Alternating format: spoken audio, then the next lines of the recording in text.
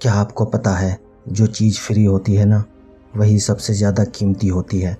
जैसे नींद, शांति, आनंद, हवा, पानी, प्रकाश, सच्चा प्रेम और हमारी सांसें। लेकिन विंड बना यह है कि हम इन्हीं चीज़ों की सबसे ज़्यादा बेकदरी करते हैं। और ये सभी चीज़ें जो करोड़ों रुपए खर्च करके भी हमें नहीं मिल सकती है। सबसे बड़ा कारण कि हम इन सब चीज़ों की कदर नहीं करते, वो है हमारी भागती दौड़ती ज़िंदगी और हमारा गलत विश्वास कि ज़िंदगी ऐसे ही चलती है। हम सभी अपनी ज़िंदगी में अलग अलग रोल और ड्यूटी निभाते हैं। हो सकता है आप किसी के बेटे हों या बेटी हों, किसी की माता या पिता हों, या फिर किसी के पति या पत्नी हों। लेकिन क्या कभी आपको ऐसा लगा है कि आप अपनी ड्यूटी पूरी करते करते थक चुके हैं, आपके पास अपने लिए समय है ही नहीं? क्या आपको कभी ऐसा लगा है कि आपकी खुद की कोई लाइफ ही नहीं है और आप बस अपनी ड्यूटी पूरी करते जा रहे हैं? असल में हम जिस भागती दौड़ती दुनिया में जी रहे हैं, उसी के कारण हमें ऐसा महसूस होता है जैसे कि हमारी कोई अपनी पर्सनल लाइफ है ही नहीं। जैसे इस दुनिया में हम एकदम अकेले हैं। आज की इस भाग दौड़ भरी ज़िंदगी में हमें हर एक चीज़ चाहिए और तुरंत चाहिए। आज किसी के पास इतना समय नहीं है कि वह कुछ पल निकाल कर अपनी ज़िंदगी के बारे में सोचे। लेकिन इसका भी एक समाधान है जो कि आपको इस कहानी में मिलेगा। तो चलिए आइए शुरू करते हैं। एक बार एक दुखी और परेशान व्यक्ति एक बौद्ध भिक्षु के पास जाता है और उनसे कहता है, मुनिवर, मैं बहुत दुखी हूँ, कृपया मुझे मेरे दुखों को दूर करने का कोई तरीका बताएं। बौद्ध भिक्षु ने व्यक्ति से पूछा, तुम्हें क्या लगता है, तुम्हारे दुखों और परेशानियों के लिए कौन जिम्मेदार है? व्यक्ति ने कहा, ये दुनिया, ये समाज, ये लोग, मेरा परिवार और मेरी परिस्थितियाँ। व्यक्ति से यह उत्तर सुन बौद्ध भिक्षु मुस्कुराए और बोले, जब तुम उदास होते हो या खुश होते हो तो तुम्हें क्या लगता है कि क्या ये दुनिया तुम्हारी उदासी और खुशी के लिए जिम्मेदार है? अगर तुम ऐसा सोचते हो तो ये बिल्कुल गलत सोच रहे हो। असल में ये तुम्हारे ऊपर निर्भर करता है कि तुम दुनिया को किस नज़र से देखते हो। दुनिया ने हमें गरीबी या दुख, ये खुशियाँ नहीं दी है, बल्कि इस दुनिया से जो जानकारी हम लेते हैं उसी से हमारी मानसिक अवस्था निर्धारित होती है कि हम कैसा महसूस करेंगे। असल में इंसानी दिमाग बना ही ऐसा है कि इसमें नकारात्मक विचार पहले आता है। यानी कि इंसान का स्वभाव ही ऐसा होता है कि वह सकारात्मक से पहले नकारात्मक बातें ज़्यादा सोचता है। सच बात तो यह है कि हमें अपने जीवन में खुशी के पल ढूंढने पड़ते हैं। हमें खुद को ऐसा तैयार करना पड़ेगा कि हम हर पल, हर स्थिति में खुश रह सकें, क्योंकि खुशी किसी मौके की मोहताज नहीं है। ये तुम पर निर्भर करता है कि तुम खुश रहना चाहते हो या दुखी। गौतम बुद्ध की बहुत ही प्रसिद्ध कहावत है, आप जो देखते हैं वह दिखाता है कि आप कौन हैं। यानी कि हमारा नज़रिया हमारे व्यक्तित्व और हमारी सोच पर निर्भर करता है।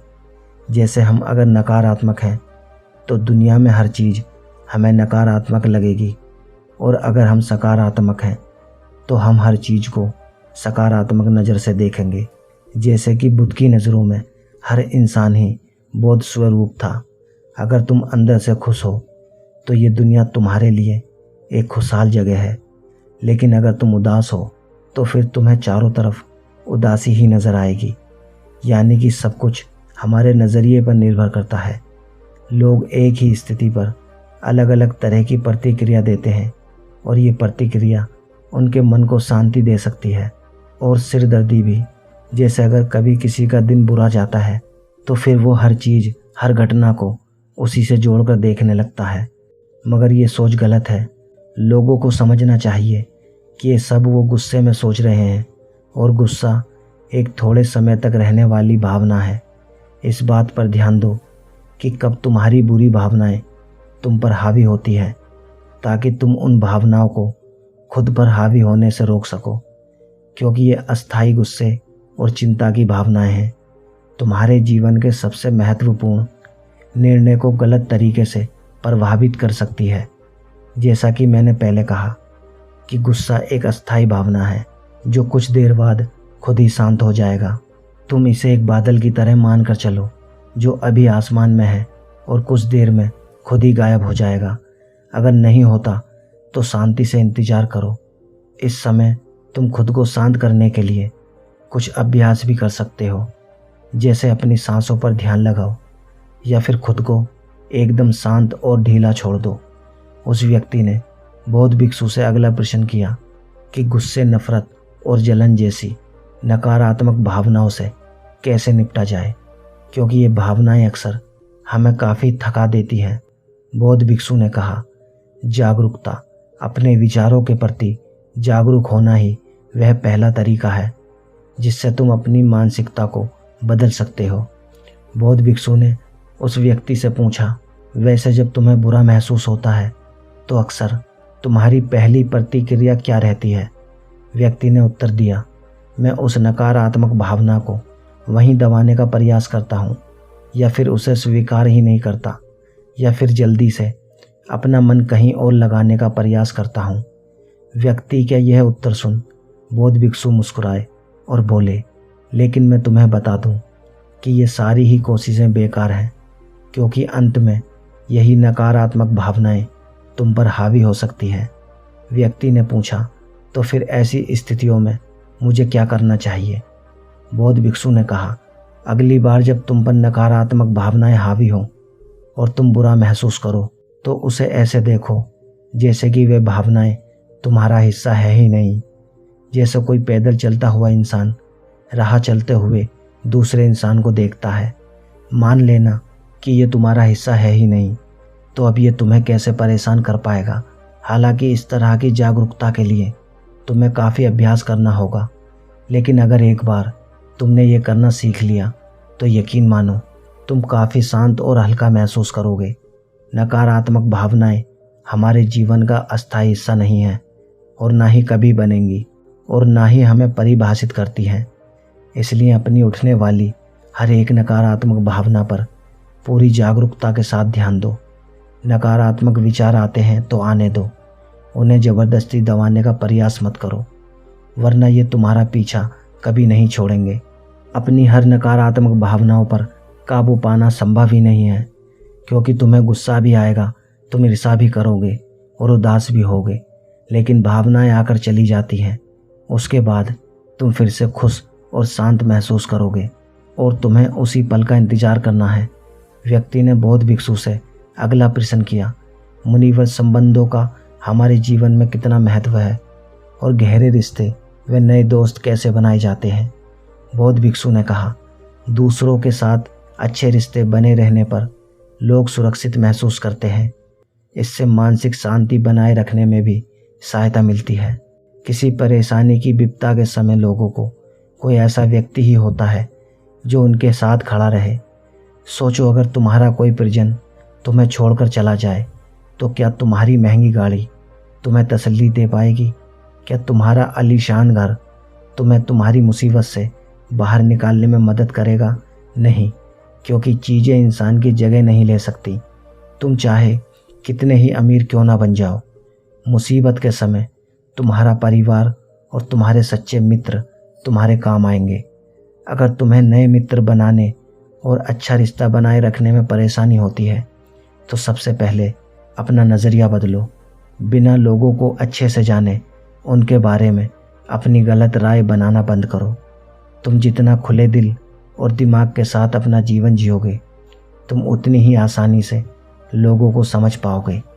ज़्यादातर समय तो ऐसा होता है कि हम किसी को ठीक से जाने बिना ही उसके बारे में एक राय बना लेते हैं।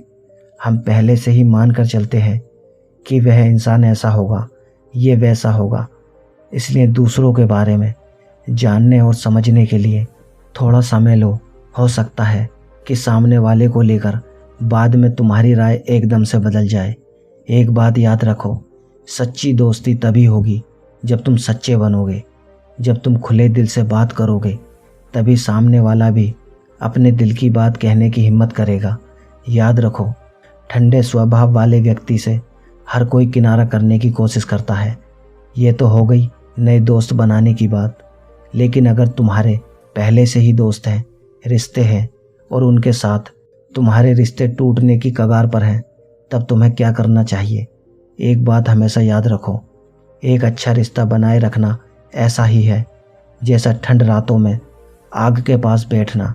जैसे अगर तुम आग के बहुत दूर बैठोगे तो तुम्हें उसकी गर्माहट का एहसास नहीं होगा, और अगर तुम बहुत पास बैठ गए तो फिर तुम्हें ज़्यादा गर्मी लगेगी। ठीक ऐसे ही जब किसी रिश्ते में करीबियाँ ज़्यादा बढ़ जाती हैं तो अक्सर बोरियत होने लगती है। इसलिए तुम्हें अपने रिश्तों में संतुलन बनाकर चलना होगा। बेशक अपने रिश्तों में मजबूती लाओ, लेकिन इतनी करीबी भी मत रखो कि सामने वाले को घुटन महसूस होने लगे।